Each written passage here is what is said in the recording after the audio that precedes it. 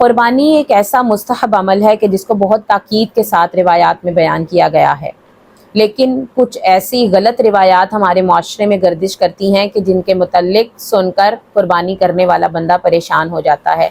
جیسا کہ پوچھا گیا ہے کہ کیا ایک بندے پر 7 مرتبہ قربانی ادا کرنا واجب ہے، تو آپ کو بتا دیں کہ ایسا کچھ بھی نہیں ہے۔ قربانی ایک ایسا مستحب عمل ہے کہ اگر آپ اس کو ساری زندگی بھی ادا نہ کر سکیں تو آپ کسی طور پر بھی گنہگار نہیں ہیں، اور اگر آپ اس کو سالانہ ادا کریں تو آپ ثواب کے مستحق ہیں۔ اب قربانی کے گوشت کو بانٹنے کے 3 طریقے ہیں کہ قربانی کے گوشت کے 3 حصے ہوتے ہیں، ایک قربانی کرنے والے کا حصہ، ایک رشتہ داروں اور ہمسایوں کا حصہ، اور ایک غرباء اور فقراء کا حصہ۔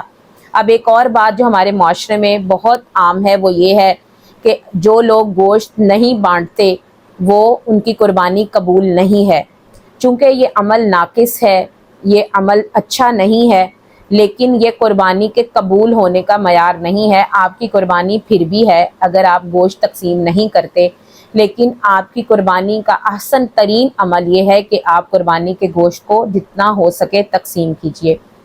قربانی کے جانور کے متعلق بات کرتے ہیں تو بتاتے چلیں کہ قربانی کے جانور پر اگر ایک جانور ہے تو سارے گھر والوں کی طرف سے قربانی ادا کی جا سکتی ہے، یعنی ہر فرد کے لیے علیحدہ علیحدہ قربانی کرنے کی کوئی ضرورت نہیں، ایک جانور پر بھی سارے گھر والوں کی طرف سے قربانی کی جا سکتی ہے۔ ایک بڑا جانور جیسے گائے، اونٹ یا ایسا بڑا جانور جو قربانی کے لیے ہوتا ہے اس میں اشتراک کیا جا سکتا ہے کہ جتنے لوگ آپ شامل کرنا چاہیں آپ قربانی میں شامل کر سکتے ہیں۔ قربانی کے جانور کا ناقص ہونا، یعنی اگر اس کی جسم میں کسی قسم کی کوئی کمی ہے تو یہ معیوب نہیں ہے کہ وہ قربانی میں رکاوٹ کا باعث بن سکے گا۔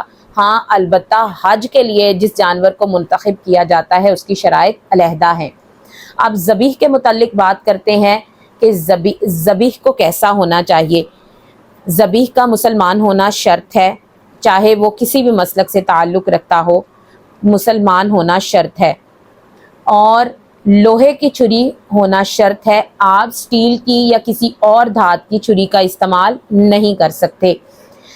ذبیح کا اور جانور کا قبلہ رخ ہونا ضروری ہے، اور ذبیح کا ذبح کرتے وقت بسم اللہ اونچی آواز میں پڑھنا ضروری ہے اور اللہ اکبر کہنا ضروری ہے۔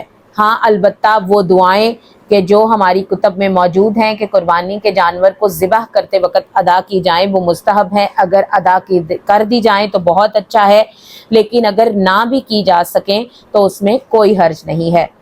پروردگار ہمیں اپنے مستحبات کو ادا کرنے کی توفیق عطا فرمائے۔